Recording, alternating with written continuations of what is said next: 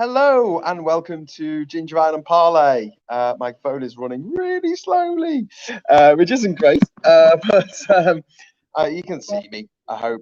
Maybe you can even hear me. I'm sitting down at the boat dock at the moment after a day's work on some wood things. I built a, a window and I did some plaques.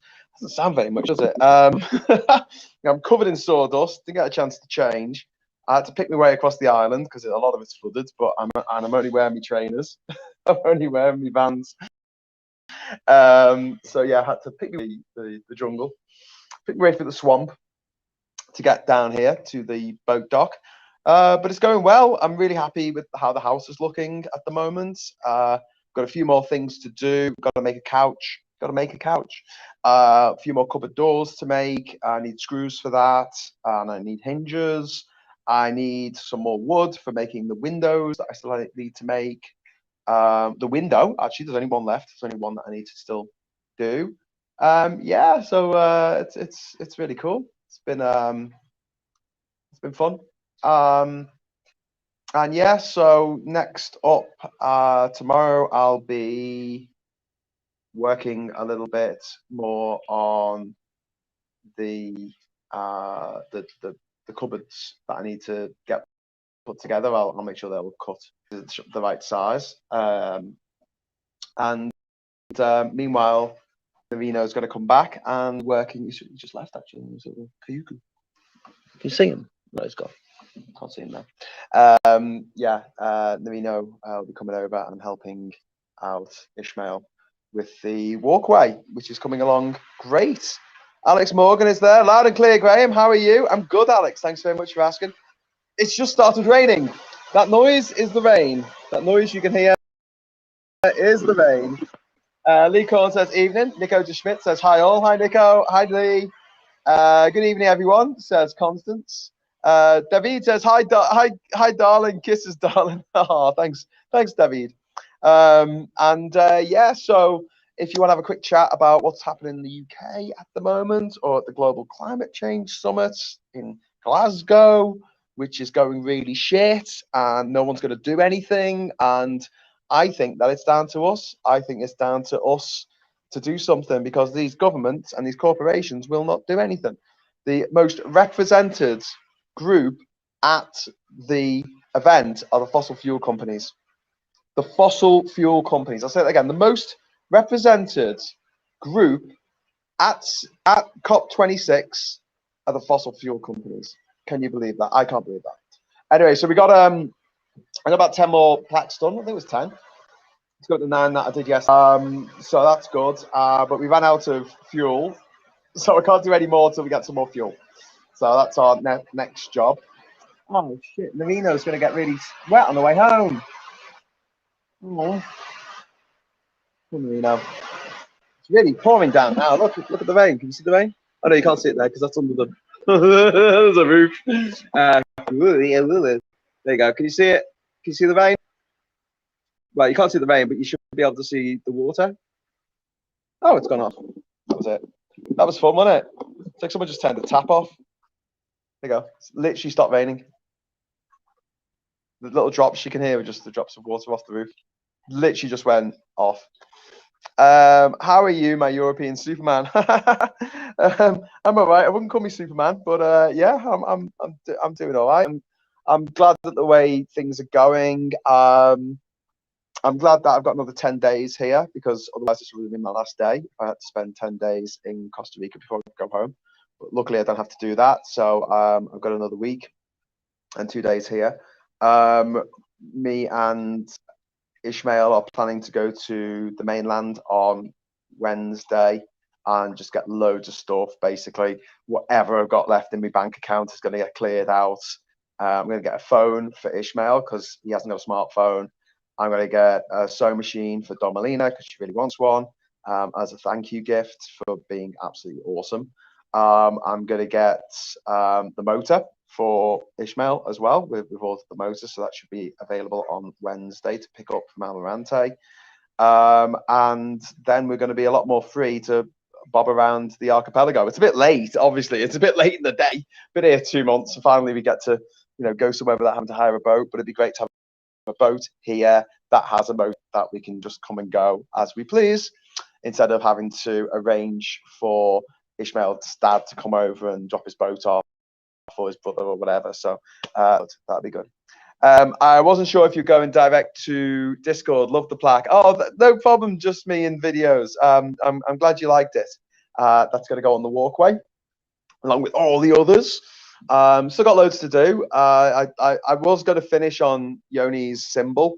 I was going to be the last one today, but I didn't quite finish it because we ran out of fuel for the generator, because that router uses a shed load of power. And I just can't run it. I just can't run it off the solar, unfortunately. It's a bit overpowered for what I'm doing with it, to be honest with you. But that wood is pretty meaty wood. It's not piss weak wood by any stretch of the imagination.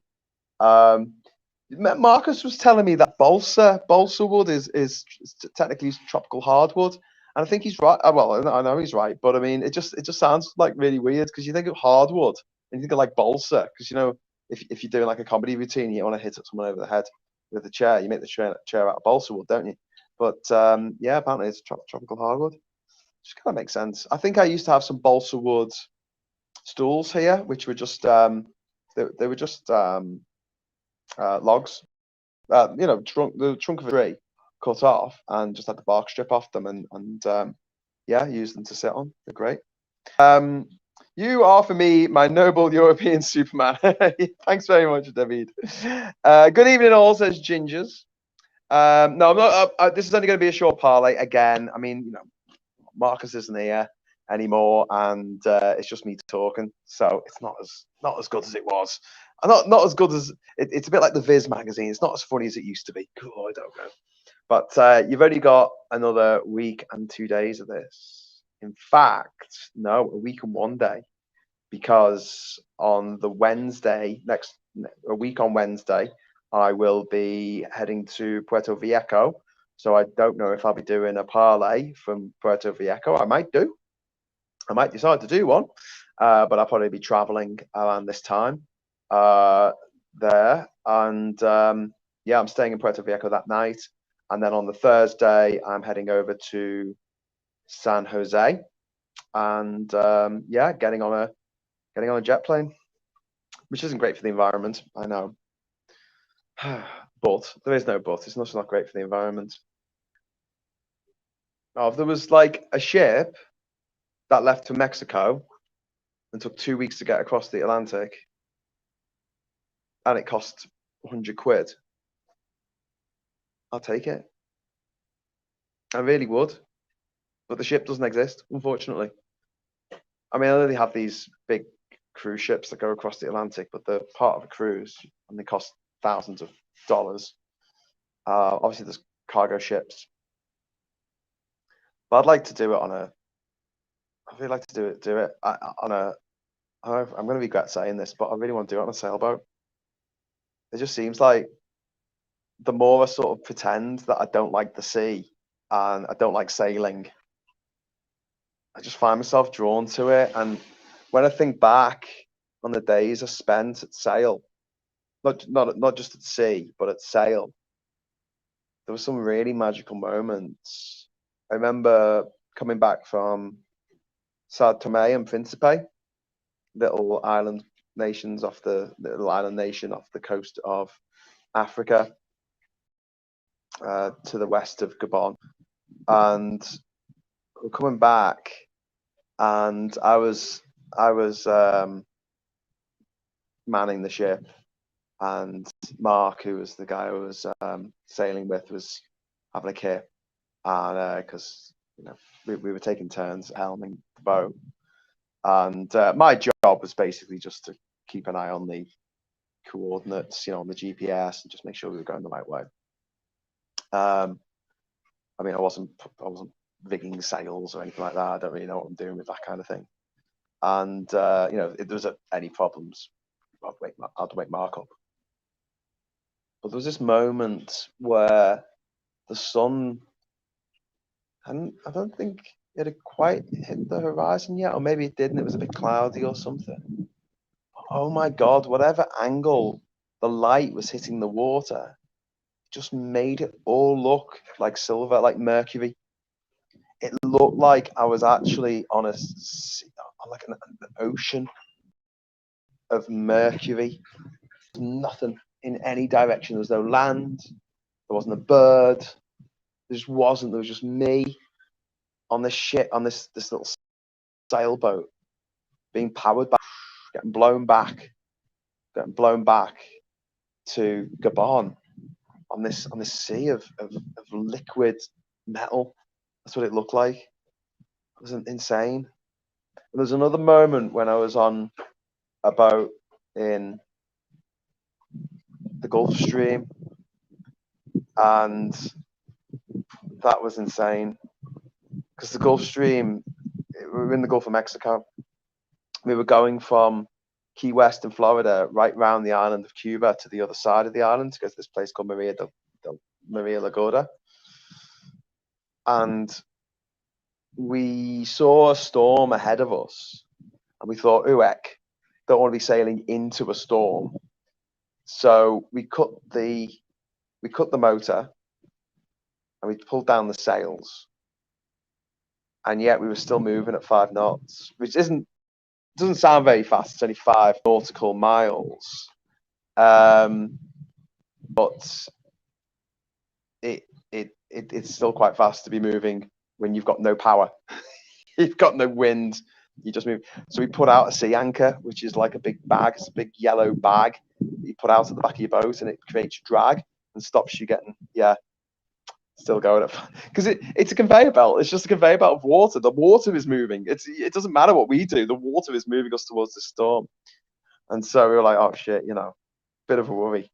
But we started going off these waves, and I'm sure in my mind it was not as like insane as in reality it wasn't as insane as it was in my mind, but it just felt like such a roller coaster because we were going up, and then we'll flop over the top of a wave and then just like go really fast down and then up, and then really fast down again. And it was like that for maybe an hour. And at the time, I remember when it started, I was like, oh my God, this is horrible. Let me off this ride. And then after about an hour, I was a bit more like, yeah, come on, let's ride these mofo waves. So that was really nice. And the other memory I've got of being at sea, this wasn't on a sailboat, this was on a ferry boat. It was going from Wewak down along the north coast of Papua New Guinea. And I was on a boat, and it was night time, and to the left there was no moon. It was a really starry night, and to the right of me was the mouth of the Sepik River, which is the biggest river that empties into the sea that doesn't go into a delta in the world. And there's a massive thunderstorm over that, and then to the left of me was this island called, I think, Bam Island or something, Banama Island. And this little island it was just volcano shaped, like a little cartoon volcano, and it had like the volcano was glowing at the top of the volcano with smoke coming out of it, and then in the middle was just this carpet of stars above my head. Just absolutely beautiful. No city lights for thousands of miles anywhere. Just incredible. I just sat there on deck. The guys on the boat let me sit on the wing of the bridge, and I just lay back like this, just looking up at the sky. This is amazing. I've got this like light show going off over here, this thunder and lightning thing going on, silently in the distance over the mouth of the Sepik River. I've got this volcano going off to the left of me, and I've got all these stars in the middle of me. Just fantastic experiences that you just wouldn't get. Stayed at home. So maybe the sea is calling me. I don't know. I think we're in for a storm now. The wind's getting up, as you can probably see. Roger King just asked what I'm doing about the Rejoin movement. Yeah, I've not given up on that by any stretch of the imagination. When I get home, I am going to have to get a job just to pay off what I've spent at this place. So it means I'm going to have to cut down the amount of live shows I do. So I'm probably just going to end up doing one Pro EU show a week, which will be on Sundays, and then the rest of my time online, I'm going to be doing my shows about a different country each week, hues of the world. So I want to continue doing that. I want to integrate it with TikToks that I make, where I try and tell you everything I can possibly tell you about a country in 3 minutes. So it's going to be like it's going to be like me talking really fast, scripted, and yeah. So with the Rejoin movement as well, last year just before Christmas, I managed to raise about £1,600 for a Rejoin march, and there was a kind of bit of a march this summer that Steve Ray was organising, but it was in different cities. And I spoke to Steve and I said, I've got this money, do you need it for anything? And he said, no, but just keep it. And, you know, I know there's a march coming up either now or, you know, very soon, or maybe I missed it. But then there's another one that people are saying that they're going to go to, which is starting, I think, next I think they're down at the next May. So I think it's a bit late. I think COVID permitting and everything, provided we don't go into another lockdown or whatever, I think next March would be a good time to have another march, a pro-EU march. And if that happens, I've still got that £1,600 in a PayPal account waiting to be used, waiting to be spent on a stage and some PA equipment. So that's good. Oh, you don't like sail? I was going to call you my lovely European captain, Graham. Well, no, because you don't get anywhere fast, and I get sunburnt, and you can't get off. You just can't. You're bobbing up and down for hours every day, days on end, and you cannot stop. You cannot stop the movement. You're just always moving. You're always moving. You can't stop. You can't just say, hey, listen, can I just get off for a second and then get back on? No, you can't do that. You're at sea. Which is why I have so much goddamn respect for Greta Thunberg. She doesn't just talk the talk, she also walks the walk. She actually got on a boat and sailed across the Atlantic. She sailed to America, and then she sailed back from America in winter. Couldn't get me to do that. Well, for a lot of money you could. I mean, I'll do anything for a fiver, but you'd have to pay me quite well, because it sounds like a really, really unpleasant thing to put yourself through. I wasn't nice to him in there. Good. Riders of the Storm. Graham, you rock my love boat. I put Bodger's escapades on Torypedia. Oh, good. Did I link you up to Torypedia? I'm gonna have to go back on that. I spent ages making the little logo for it, which is it's a demon putting this pitchfork in the bag of it. It obviously comes from the fish word for thief. Okay, well, tomorrow then. I think tomorrow might be a good day to sort of get organised, take stock of what's been done, take stock of what needs to be done. Still, like I've got to build some more shelves in the pantry. I realise I've got to do a cupboard for underneath the bathroom sink. There's a lot more bits and bobs that need to be done. I can't do anything more on the plumbing yet. I need glue, and I can't do anything more on cupboard doors properly until I get more screws, 1.5 screws. But in the meantime, I can cut the wood. I can cut the right size, so that's no problem.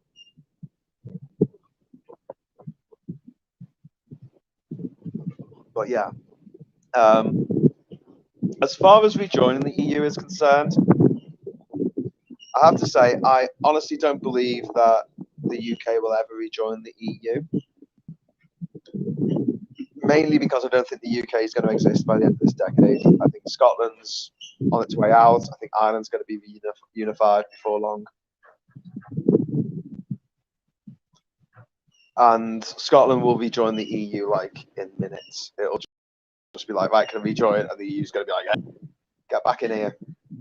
And obviously when Ireland rejoins with the rest of, when Northern Ireland rejoins with the rest of Ireland, then it's only going to be the same case as what happened with East Germany rejoining West Germany. West Germany was already part of the European community, and East Germany was just seen as an extension to that in the unified Germany. Oh, it's really windy. I'm holding the other hammock here because it was blowing up and sort of taking my light away. I've been throwing bits and pieces into Toypedia whenever I can. Oh, fantastic. Good stuff. I'm going to have a look at it because I've tried setting it up, but it didn't quite work like I wanted it to. So yeah, but I really want to sort of sort that out, definitely. And eating disorder as well, which is, I want it to be like loads of cards, you know, like top trump cards almost. and have 2 ways of seeing it. So if you're on a laptop, you get like 4 cards in a row. If you're on a phone, it's just 1 card at a time, and it's all just all the people in the UK who have top jobs who went to private school, and which school we went to. That's it. And maybe a list of their crimes against humanity. Snooping around for info on the Conservatives, yeah. 3 days for this marketing task. I'm sick of tables. Tables? Why is Nico saying pussy? You know, he's enjoying himself. So, yeah, I know it's past 11 o'clock now in the UK and obviously past 12 o'clock in Europe. I mean, continental Europe? Mainland Europe, not island Europe. The rain is coming down. Oh, wow. Okay, guys, I'm going to have to get going because the wind is really blowing all this wind. This rain in my face is getting on my phone. So thanks for joining me for this rather truncated parlay. But, you know, I was making the facts, get stuff done. And I mean, the amount of work that Ishmael and Navino have done on the walkway is just absolutely remarkable. I mean, I didn't think it'd be finished by the time I leave, but it might be finished by the time I leave. I don't want to jinx it, but yeah. They're saying Scotland is too small, but there are countries in the smaller and less economically powerful than Scotland. Yeah, Scotland's not too small. It's bullshit. There are smaller countries than Scotland in the EU, and they're doing fine.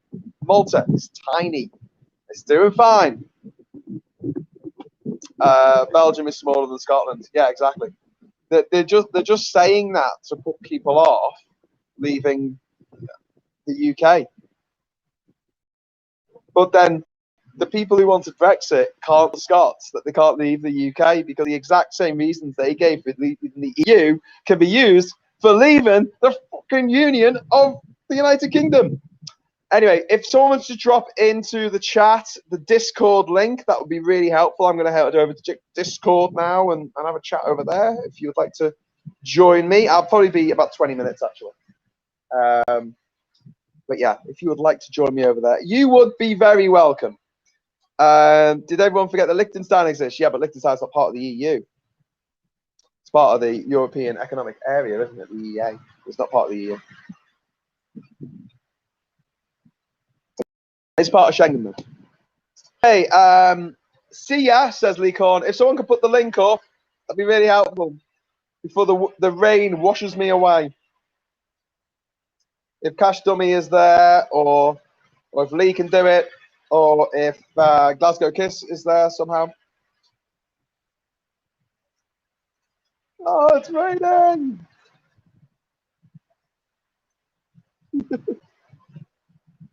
The joys of live streaming from a tropical island. Yes, Duke Wangland is smaller. Oh, bugger, says Duke Vengeance. There's another comment, but I can't see because of this. Doing it now, says Lee Korn. Oh, thank you, Lee. Legend. You legend. You know, you never know. We might get some new fans over on the Discord server, which is where we go at night time it's like an old school bulletin board, except you chat on it. Like kind of big Zoom conversation. But you don't have to put your video on. So you could be doing anything, really. No one would ever know. Oh, thanks, Lee. You're a legend. Thank you so much. So if you follow that link that Lee Korn has put on the to the YouTube chat, you can be taken, as if by magic, over to the Discord server. So if I don't see you over there, I will see you tomorrow when I'm back with more Ginger Vision. Got more stuff to do on the island. Just finishing off now. We're entering the home straight. So I hope to see you there.